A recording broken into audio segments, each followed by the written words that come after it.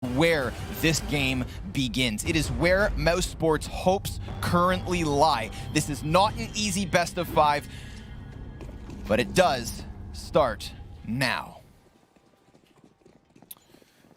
Probably their best chance to be able to pull out a first map, and a hard veto no matter how you toss it, but they know the best of 5 is coming. Kerrigan's been waiting for a moment like this his whole career. BMAS opening kill, Glaive answers back, and now they try to score a plant, but the bomb is going back through the brown halls, thinking about maybe getting into B, and BMAS will continue his rampage outside. It's actually huge he gets this kill. Eventually he'll get traded, but it opens lines into the B site for a plant. Stepek gonna jump up, try to challenge Kerrigan in their faces, up in the grills of this Z train. He's taken back to 44 HP. Still stands though. Doing a very good job of just posturing so that the defense can't quite best him. But all the while, Dupree now slipping down the ramp. He sees what he needs. Rop's gonna get executed. That flank is fantastic from Astralis, and it's a CT-sided pistol win for the Danes. Dupree's playing some of his best CS at this event, looking very smart, looking very sharp, along with everybody else on the roster. Magic's come to form is not a coincidence when you talk about Glaive coming back on as an IGL, and that is also another scary thing about Astralis. It just feels like individuals, they go unnoticed a bit because the team aspect is so heightened, but the individuals are showing up in spades. Mousesports do not win the round. They get a plant, and they'll just turn this into a deco, potentially looking for another one, but you can never write out a team here on a deco these days. Always a chance. Especially Mousesports. They've got the firepower for it. Strong Deagle players. Frozen in BMAS. Big time in BMAS.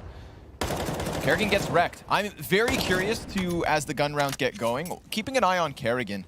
It was versus Heroic last week that I think Kerrigan's new playstyle and his new success was very much apparent. Constantly getting out from T-Con, challenging Olaf, walking through smokes, you know, and we were sat there questioning whether it was just a matter of chance or if it's a hard read, you know, but definitely taking early gambles. And if he's going to get shut down by the big brains of Astralis, then I think Mouse suddenly do need that extra level from their fragging pieces. Obviously, the Desert Eagles have been smoked off this round, so they never even had that long-distance range of engagement, never had a chance to rattle the heads of Astralis, who have so far minimized all threats. It's been very clear that Glaive has, and you know, Zonic and whoever else is helping them prepare, has gone off of what they have seen in this tournament from the other teams. I mean, for Furia, it was watching whatever demos they could find, but they have specifically attacked what appeared to be the problem for their opponents.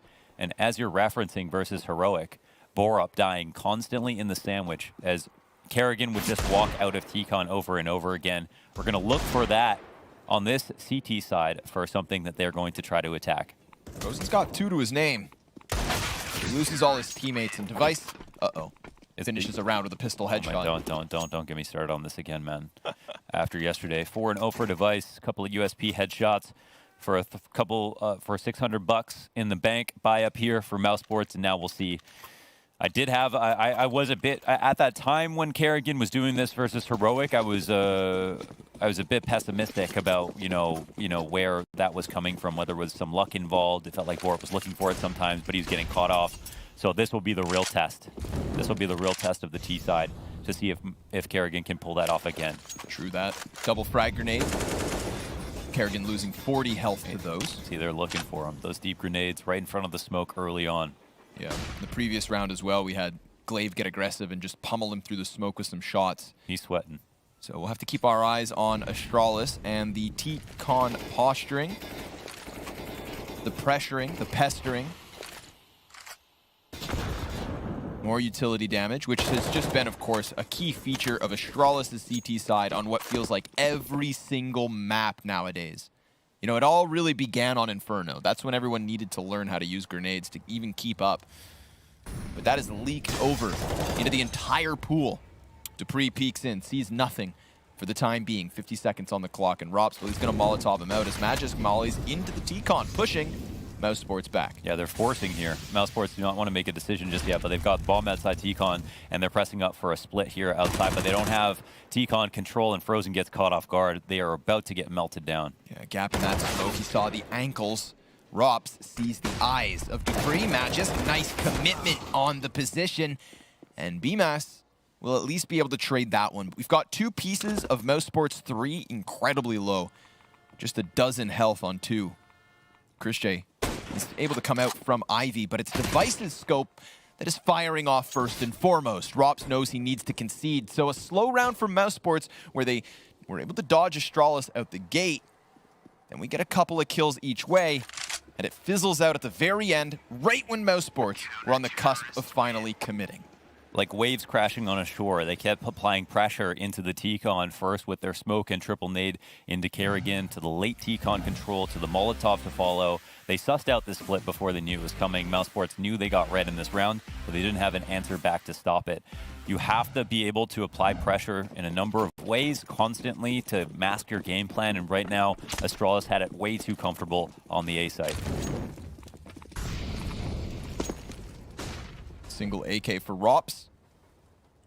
See if he can go God mode. You made this analogy yesterday, this comparison between Simple and the Electronic to Rops and Frozen. And I think it reigns true in saying that, you know, Rops, he turned heads because of his story and his route to the top. Frozen took it with him. It just so, at times, I would say still underrated. People don't realize Frozen is the real deal. Is Rops the opera in my analogy? No, but just in the pathing that they took. You know, it's hard to be a star when there's already such a bright ray of hope. Rops, well, he's dead. Glaive doubling down onto BMAS. And Device, well, he's going to find himself another. It's just Frozen, 2 kills on the round. Flashbang goes over. Frozen, very little to lose here. It seems like Mousesports have already conceded the round, but 20 health, 2 Deagle headshots is all he needs. And of course, Frozen finds the first one. You need to fear this man. If he had the bomb, we could talk. We'll see how this gets played, but Device can play around this. And again, Device has been putting up the clutches, very calm in the 1v1s. Frozen going to look for this kill. He knows he was last spotted Ivy. Where he goes is the question. Sitting Hell might be a least expected option, but look at the way that Frozen's approaching the site. He might come in and clear this. Oh, you know, just a good spot for Device. He wins the 1v1. He's 8-0 in 4 rounds, and he's making it look easy once again. The kills are good. It comes down to a 1v1, but they don't win the round, and Astralis still have money to buy. Let's see what you got, Mousesports. Last rifle round, completely outclassed. Still a lot of options left here on Train, though. I think the fact that they made so many waves in that last round could bode well for Mousesports. They were working with a little and they obtained a lot, but Device, unstoppable for the time being. Chris J's posted on this. I don't think Chris J can afford as many missed shots as he had versus Godsend. I don't think anybody can afford to be off their game in this BO5. Not if Mousesports truly want to contest it. Device, he's going to get Chris slipping right into the scope. And then he dives down into the B site, falls back in a very comfortable 5 versus 3. It's Magisk and Device with the first 2 kills. Kerrigan dies coming out of T-Con out towards Olaf, so that's a big kill again. Again, a lot of Mousesports' T-side was based around these pushes, and Chris J jumps over the railing because his teammate dies. That's why they speed the round up a little bit, so it just allows Astralis to get 1 kill followed by a second one very easily. Ladder control is something I expect Mousesports to be pretty good at taking. On T-side and CT side, this got strong pieces here. Rops is usually the one lurking, holding the inner flank, working ladder. On the CT side, we've got Frozen to come through. Both, again, very consistent features of this team at the moment. Got Device back at the depths of the B site. Zipix, nice and personally close in their faces, ready to go as the smokes shower through.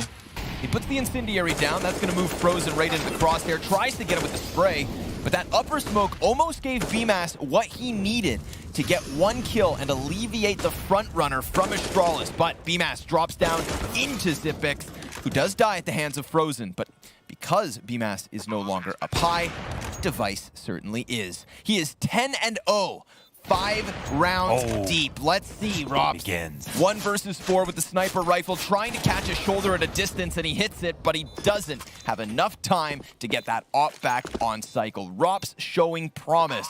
Mousesports finding openings, but Astralis taking every single round so far. Yeah, they're finding these. They're at least getting into the round at some point, but like a bomb plant is cool. They just don't have control. It doesn't look like they're ever going to win, and it definitely isn't true. It doesn't seem like they have actually given themselves good odds out of the start of the round. But we have another bye back-to-back.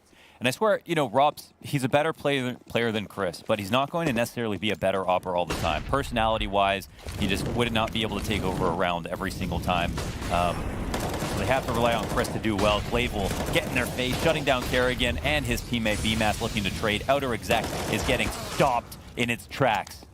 Rob's able to trade, and he gets Magisk. Quick kill, but taken off of the train. It's all on Chris J. Whoa. He was crouched. That was through the train. Yeah, Device starting off this series exactly where he ended versus Furia. On top and on point. But Chris J's on site, and he does have the bomb. Device just going to stay tucked inside of Z. Chris, he's been spotted, and he will find 1 kill, but that activates Device, who is 12-0. Yeah, he's... telling you, I mean, he's been getting just like 20 or so kills, but every single one of those kills has been pretty insane. This is all about Glaive, the ultimate sandwich player here, who is doing so well here out in the open. As a sandwich guy, you're usually on the inside of the smokes when it comes to the execute, so you've really got to just face forward, trust your instincts, move around a lot, and look for kills. Mousesports are the best team at the tournament for winning 5v4s, while Astralis are the best at winning 4v5s. Also, Astralis, I think they stole that stat from Furia. I can't remember where I read that. Their 5v4 win percentage was really, really high. But Was it Gambit? Sorry? I think it might have been Gambit. No, it's definitely. I mean, Furia's is the best in the world. Furia was like best in the world Okay. at one point. So, but of course, inflated with the NA stats. Yeah. But yeah, I think you mentioned Gambit were up there as well. Yeah, just at the tournament. A lot of strong rosters in these 4v5 situations. But of course, no one's hit more records in terms of statistics over Astralis. And they're definitely in gamer form at the moment. So Glaive takes an aggressive option outside of Ivy. Now they don't need to necessarily push through T-Con. Frozen, we'll see if he comes and clears this. He seems like he's being very careful about it, and that's an opening kill. Glaive does not get a shot off. M4 picked up as well. But he is still very much alone on Ivy. With that kill up in the upper halls, check out this little movement. Device, he's fallen all the way onto the opposite side of the map, and, well, it's where their teammate dies that 2Ts decide to get a little more adventurous. They're trying to peek into the B site using Chris J's scout. He's been spotted. Zipax over towards the oil tankard. We've got a little movement from Dupree inside of Pop Dog. Smoke comes out from Z, but this is a bomb plant out of Mousesports, just slipping through, using a corpse for cover. Chris J flashes deep as we have Astralis scrambling into the B.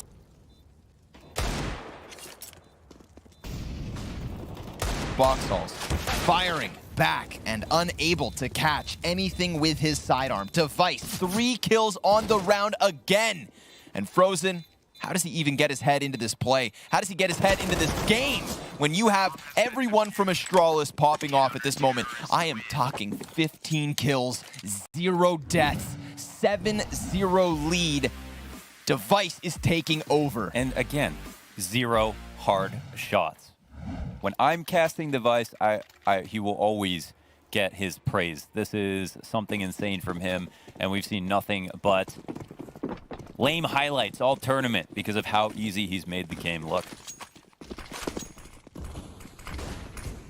That's the beauty of Device. So damn good, he makes it look easy. Frozen, quick trade frag. There's been a couple of famous maps where Magisk has picked up the op on train. Kind of like comes in like Rop's like, oh, what the hell? He's actually an amazing opper. So far, now it looks like the pace is being turned up a bit. Mousesports getting melted down again. Their map pick, 7-0 start. My God, Astralis hard to overcome. That initial meticulous game plan got shut down by Mousesports. They tried to go back to the Kerrigan lurks. That got shut down, absolutely. They do a faster exec, no games required. That gets shut down. And now Astralis, again, it's like conditioned them to be scared of everything, and now can start to take more egregious peaks when it comes to their pushes, and that's working too. On top of one another within the ladder, waiting for the fires to fade, and, well, it's a good trade. But of course, it still loses them a body. So we're going to have to see it between BMAS and Frozen. They both still have utility. They've got 35 seconds to find footing on the A site. With 2 CTs inside of Z, they won't find anybody out in the open. They're still hoping. Device down deep on Ivy, scoped in.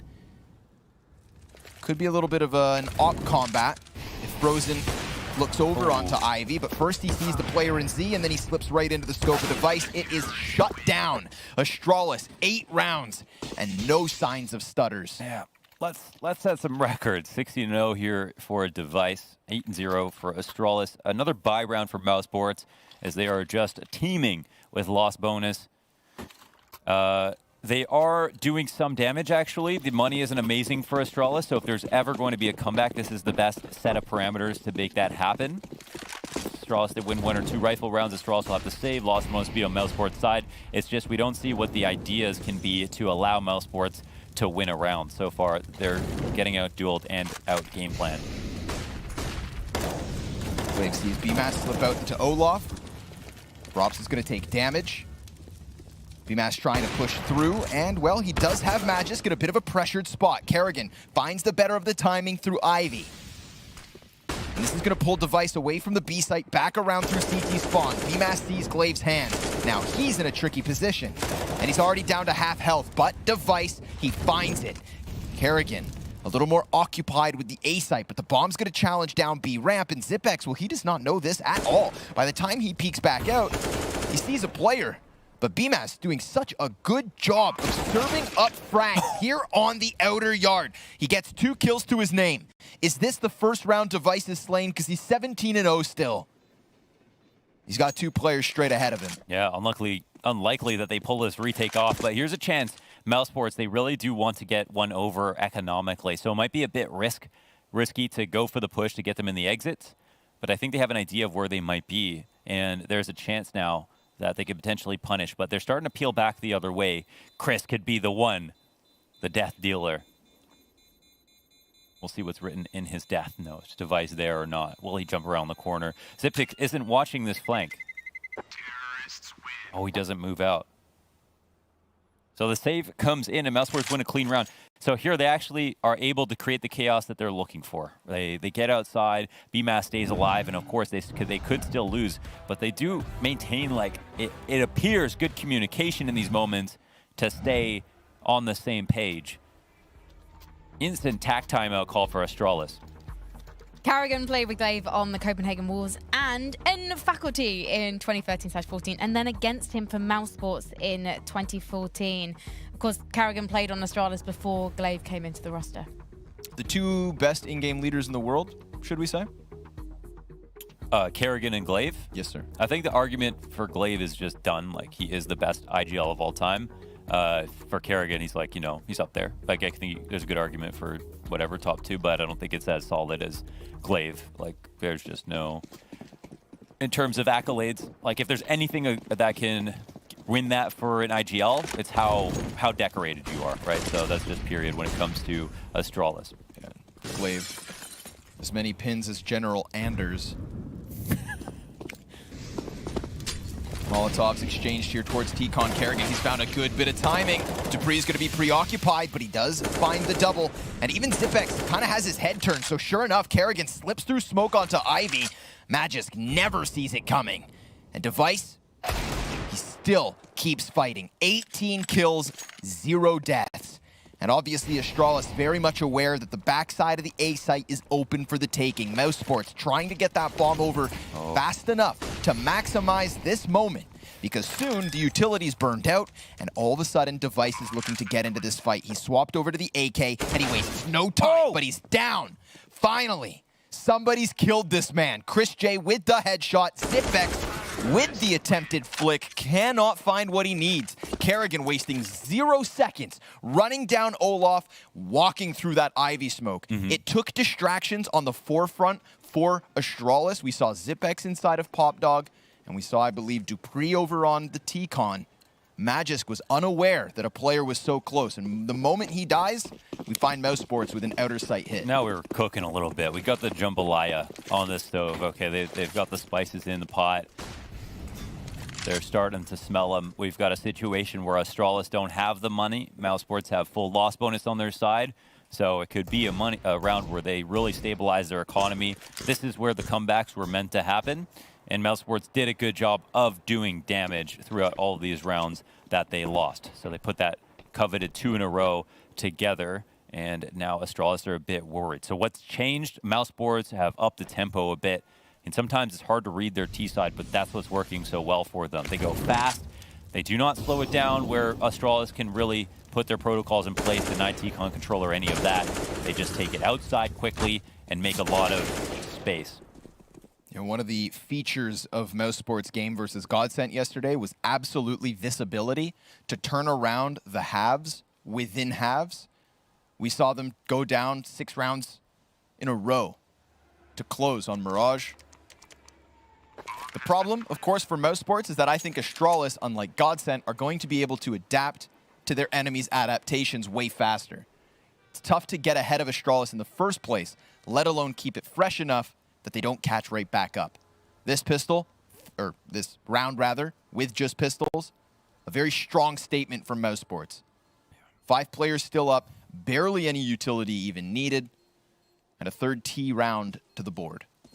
Yeah, this is definitely, and this is about the fact that Mousesports can put together a pretty, reasonable half potentially with just the help of, winning the 2 rounds in a row, the economy getting into a rough spot. Astralis buy down to 0 again, so this would be easiest path back. Even if we call Astralis the better team in this half, the way that Mousesports are able to manufacture a couple of rounds, if they can do that one more time, they'll have a very reasonable situation where Astralis have pretty much already met their quota. So it looks like they're going to keep the tempo high again. I love this from Mousesports, but let's see if it works out. Drops. Oh my God. How does he recover? Crazy, man. On top of it, Kerrigan, he's going to find a kill and double down on his own. Let's go. Kerrigan leading by example in these recent rounds, smashing himself against this A-site hold. And it's not much of a hold in this one. Yeah, you kind of have to stand, in awe of Kerrigan when it comes to figuring things out. He's proving it versus Astralis is the very last thing that they have to do at this event. He's proved it versus every single other opponent. This will absolutely be the final boss in more ways than one. This former team, the best team of all time, a team coming back to form, the team that got knocked down to the lower bracket they avoided this entire time. And the team that has smashed through every single thing that has been thrown down, as you drew the analogy, the alligators in the moat. And yes, they just turn the tempo way up. They catch Glaive off guard. Robs hits this insane, like, it's like he's playing Tony Hawk's Pro Skater or something. Jumped off a skateboard, turned around. Mr. Cool. Pistols again. Yeah, a little bit bigger this time. A few deagles at least in the mix. Kerrigan, such fluidity when it comes to pushing down Olaf. He sees an easy headshot, not gonna let that one slip by. And Glaive dies too at the hands of Frozen. So Mousesports finding solutions on this outer yard. And nobody other than Device is really stepping up to his level. Yeah, he's just mad his team is causing him to lose his KD. Frozen will take his cap. Zipic starts to move into play. Looking for the long-range Deeg, doesn't come. And it's already a very reasonable scoreline now. After a horrible start here from Mousesports, confidence will start to build back up. They can maybe believe in the game plan a little bit more. Now, it comes down to what do Mousesports want to do? There's still the potential for fast inner hits and looking for aggressive openings if they think Astralis are going to try to push down Ivy or push up inside inner halls. I think the slow outside's probably got to be out at this point, but it feels like Astralis have not answered when it comes to the rushes. Very smooth bounce back from Mousesports. Was looking like we were going to have a one-sided affair here on Train. Got 2 rounds left to play in this half. Very, very impressive stuff. Chris J just going to keep the pop dog ladder honest. They're throwing some grenades. I imagine, you know, if I'm Glaive, I'm thinking this is probably going to be an inner hit because they know that the slow outsides have failed badly. So look at Astralis rotating already. It's outer presence, but they took T-Con control. They got 3 inner now. Kerrigan slips through, but Glaive's ready for that one. Good damage comes back. He's now on 13 health. Takes to the top of the train yard. Device finds BMAS and doubles down onto Rob. Zipex slips into the site. Frozen, all that's left over. So Mousesports trying to change it up. Spreading across the map into a very even default. Looking to lock in on the B site, but they get nothing. Right back to their winning ways, Astralis, here in the 14th round. They shut it down. 1 kill from Device through smoke. That was a big read, but I think at the same time it was a little bit almost, I don't want to say obvious, but you know, it makes sense. It makes sense that this would be the time to kind of fake out map control and move into another exec. So late round Frozen's always been something fun to watch, but Astralis win in 9th. And again, they're there just in time. They read the situation perfectly. Mousesports will call attack, and this is the most spicy round of all, right? They just got called out trying to go for some kind of fake after getting a couple of really good fast rounds outside, and then now trying to turn that into like an evolved game plan. Where do Mousesports want to take it? Is it going to be something fast again? Device has had 12 maps already this year with single-figure deaths. I wouldn't be surprised if one of those was Nuke yesterday. The Immortal.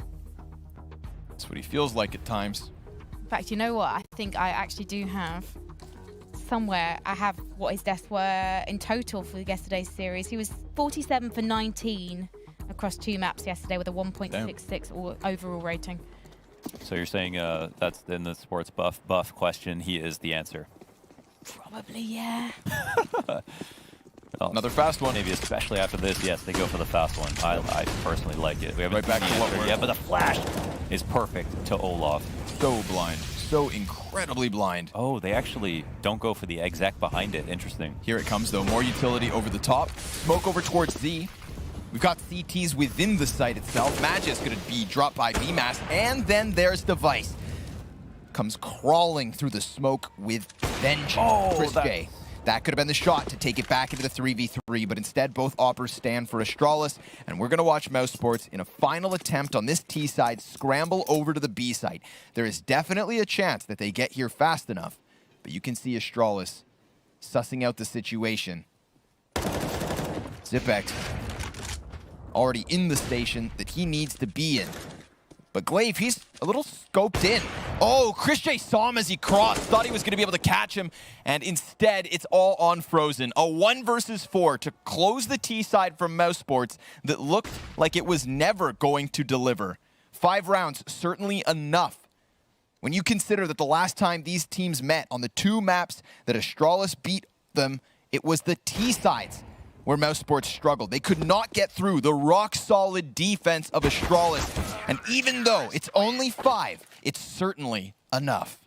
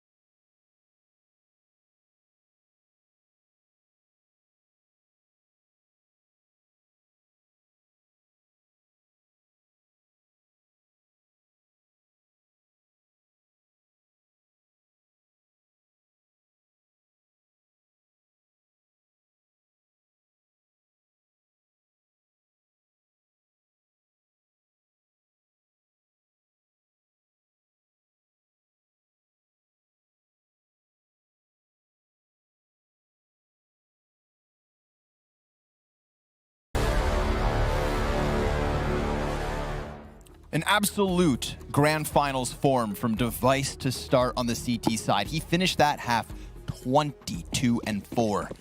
But now Mousesports. This is their first map pick of a best-of-5 grand finals. They knew they were going to be tested today. Kerrigan talking about the support he now has with Myther. Let's see what the game plan is. Let's see who can stop Astralis. Because at the time being, throughout this event, nobody seems to have been able to do it other than Godsent. I think as good as BMAS is, one of his biggest follies on the CT side is playing the same spot too many times. This is his favorite position to play at Ivy up against this wall. You watch one demo and you'll know about that. So it looks like Astralis wanted to attack this just for a second, and it actually causes the push inner. They squeeze out. It's not every day Rops will make a mistake in that situation, but it was all part of the plan here for Astralis. 5v4, and Mousesports, they seem frozen in place. I've got some good info, at least from Frozen here outside at the in the box halls.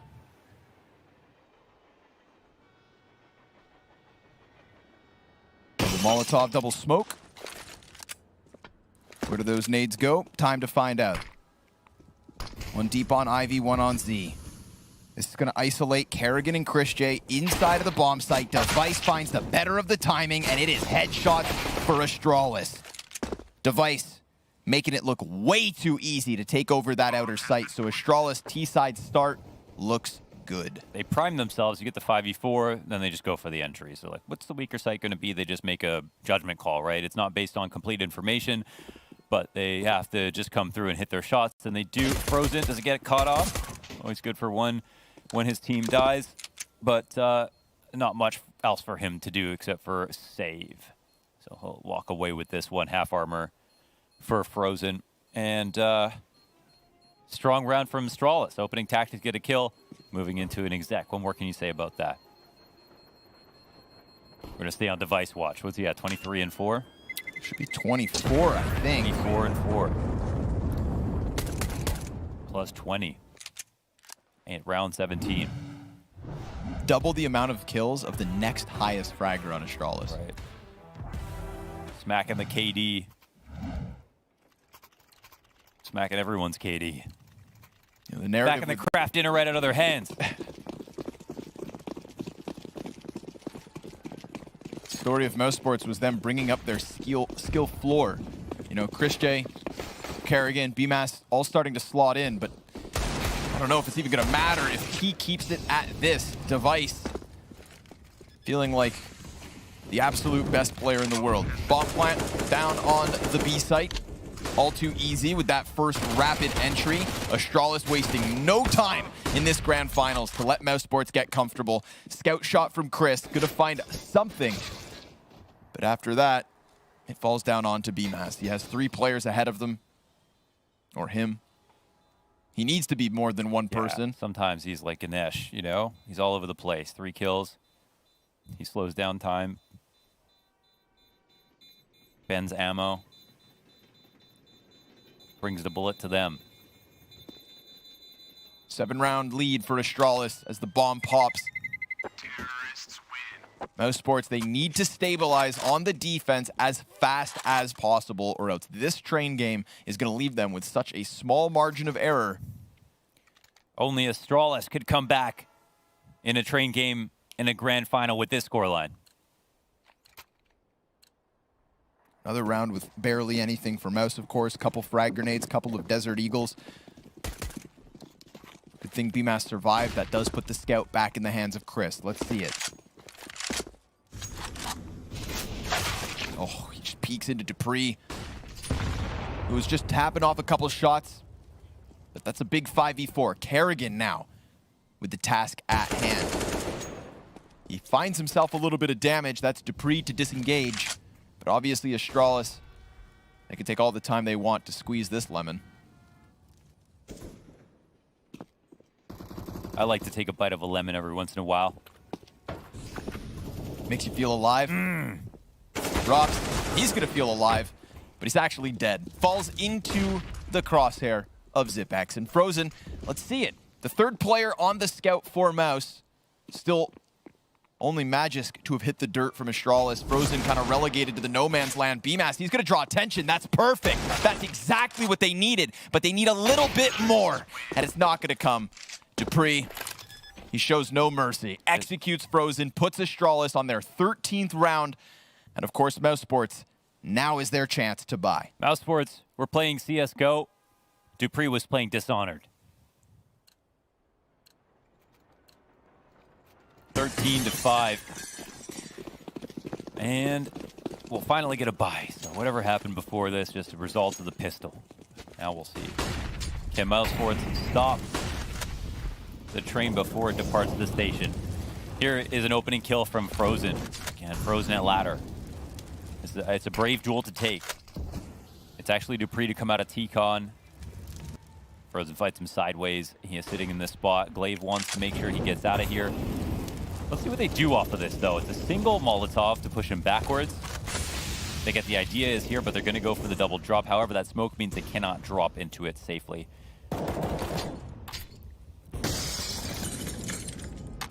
The protocols coming into place. All the while, Mousesports haven't pushed anything quite yet. And we get that next Molotov to come through, and Frozen doesn't have two smokes. Knowing this, he'll have to leave. Double drop will be successful, and that's how you win ladder. I see it completely clear. Two CTs just outside of it, though. Definitely a chance Mousesports could re-engage into ladder room and maybe rotate a third piece into this B site before the commitment comes in.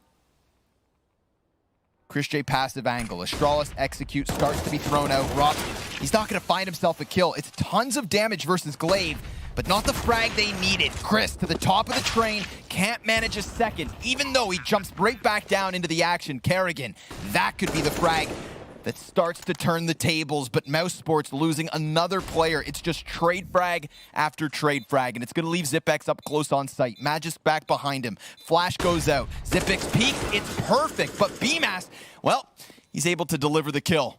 Magisk going to find himself into the 1 versus 1. Kerrigan's the reason this retake got rolling, but Magisk has 3 kills on the round already. Is he on it? No. He buys the time, waits him out. Peek from Magisk, shut down, and Mousesports, they'll find a 6. Okay. Wow, they barely grabbed that. That's a close call. Oh my god, actually, do they have it? Oh! Less than a second left for the defuse. Kerrigan, he played it with everything he could. Damn, you have to give credit to Magisk for the late peek, right? You just, I mean, you feel like he comes down there. Of course, perfectly timed. If a kit is in play, then we're talking. But Kerrigan, he does his best to get Magisk out as soon as possible. I thought it was a UI bug that the bomb wasn't ticking, but he just didn't want to tap the bomb twice. Damn. Astralis win that way. Tough spot. But no matter for Mousesports, they buy again. Kerrigan, another AUG duel 1 here. That's a nice opening, but it's answered back by a frag from Magisk. 4-on-4, always scary. CTs have been punished for pushing inner. So some of the necessary conditioning in place, and well, Chris J will just get eviscerated by an op shot from Device off the pallet.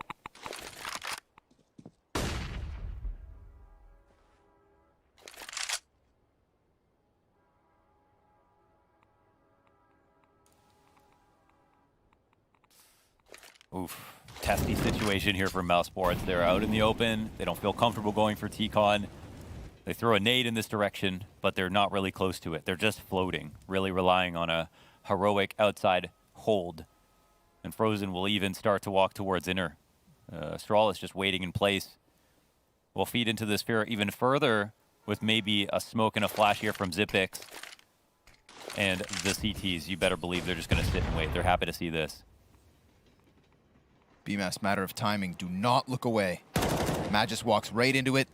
He is alone over on Ivy. Yep. But there's 2 players from Astralis coming out from T-Con, or rather just the one. Device, he's going to stick around. And as long as he has BMAS locked into this position, it's technically a 2v2 elsewhere.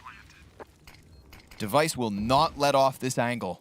No reason. Only the big flank that could come in eventually. But he knows BMAS is still here. Ice in his veins. Memory of an elephant. Frozen, he's already been able to come up to the A site. That's going to find Dupree with his back turn. They were finally sending a second T over to deal with BMAS. He has been so patient in this position, and he's still waiting, which now enables an additional flank from Rops. But Device gets the kill he needs, and Rops then finds his flank. It's a bomb tap. Zipex, ooh, he calls him out, just jiggle peeking the angle. Frozen, he's going to try to give chase, but that bomb's going to blow up, and Astralis, they will have 15 rounds. I thought BMAS was eventually going to crack under the pressure, but he waited, and it almost all worked out. If Rops is able to extend out from T-Con without killing Device and catching Zipex in the open, then that defuse comes through. They had the time ticks down because they have too much resting on this one kill, right? They have them locked in. They have the one player inside. They faked inside. They have the one player in T-Con holding that push. The last 3 times these teams have met, Rops has been the only player on Mousesports to go positive as they lose. When they won, he went plus 31. Wow. Yeah. I mean, sometimes Rops does top frag when they lose just because he dies the least because of his positions. So his stats actually do get inflated a little bit because of that, but that's not to say that, of course, he doesn't earn every kill that he gets. He outguns everybody, but it's just a lot of that comes down to role, I think. But yeah, I mean, Astralis are like, if you don't make a play, we do have time on our side once this bomb gets planted.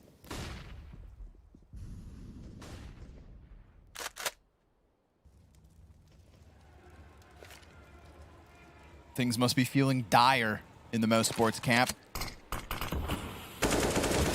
Device gonna find the damage through the smoke. BMAS walks onto the grenade. A booby trap with the utility.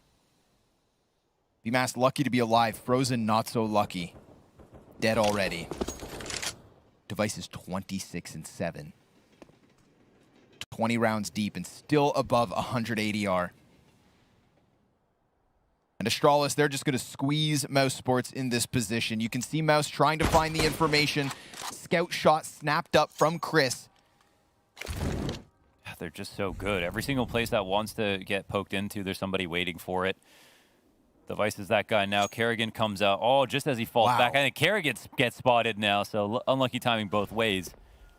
But yeah, Astralis have more players in place to deal with it. The Device specifically leaves when Magus comes in, right? So here he is, Kerrigan hunted down and killed.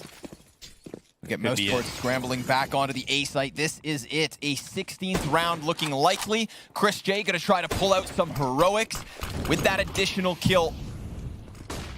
It turns back at least Device, the heaviest hitter of Astralis in this first map of a BO5. That Mousesports were looking to start with a map win. Then, oh, Magisk! He just lines up 2-player, as if you need to break Mousesports any more than you already have. He snatches it away, but Rops will not go down without a fight. Couple of kills in the 1 versus 4. He's spotted and dealt with. Astralis with a statement here on Train.